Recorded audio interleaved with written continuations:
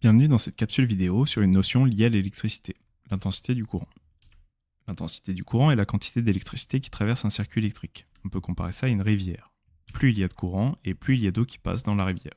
C'est pareil avec un circuit électrique. Plus l'intensité est grande et plus il y a d'électricité dans le circuit.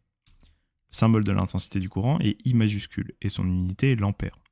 Lorsque tu écriras un résultat, tu noteras l'unité avec un A majuscule.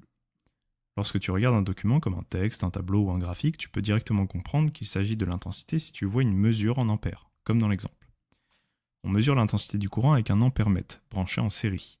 L'ampèremètre se trouve dans un appareil appelé multimètre. On l'appelle ainsi car il permet de mesurer plusieurs grandeurs différentes. Le symbole de l'ampèremètre dans un schéma électrique est un rond avec un A à l'intérieur. Veille à bien mettre le A et le COM sur les côtés du symbole qui représentent les bornes utilisées du multimètre. La borne 10A ou MA est la borne du côté plus du générateur, et la borne COM est celle qui va au moins. Dans l'exemple, un fil arrive dans le moteur et un autre en sort. Le fil qui en sort est relié à la borne 10A de l'ampèremètre. Un autre fil est branché à la borne COM et va directement au moins du générateur. Une fois le branchement fait, comment utiliser le multimètre? Il y a un cadran que tu peux tourner.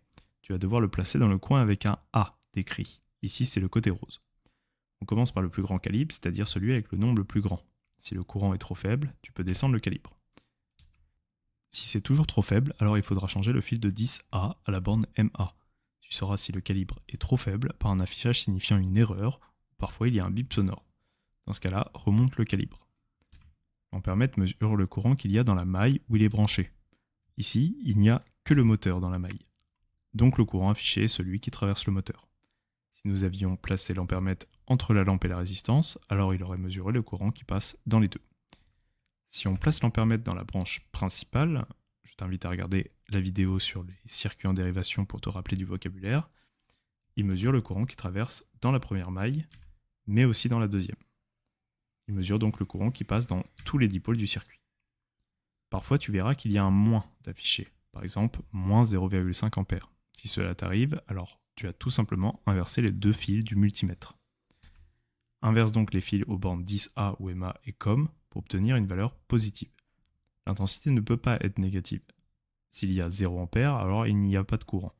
Cela voudrait dire qu'avec une valeur négative, il n'y a moins que pas de courant. Tu verras peut-être des valeurs en milliampères. Si on te demande dans une autre unité, alors fais un tableau de conversion.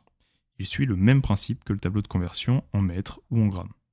Tu remplaces juste le A de l'ampère. Voilà, tu sais maintenant tout ce qu'il y a à savoir sur l'intensité du courant. Bon courage pour tes révisions.